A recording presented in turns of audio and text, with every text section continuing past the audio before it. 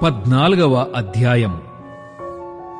దేవుడు లేడని బుద్ధిహీనులు తమ హృదయములో అనుకొందురు. వారు చెడిపోయిన వారు అసహ్య కార్యములు చేయుదురు. మేలు చేయువాడొకడునూ లేడు. వివేకము కలిగి దేవుని వెదకువారు కలరేమో అని యెహోవా ఆకాశము నుండి చూచి నరులను పరిశీలించెను. వారందరూ దారి తొలగి బొత్తిగా చెడియున్నారు. మేలు చేయువారెవరునూ లేరు, ఒక్కడైననూ లేడు.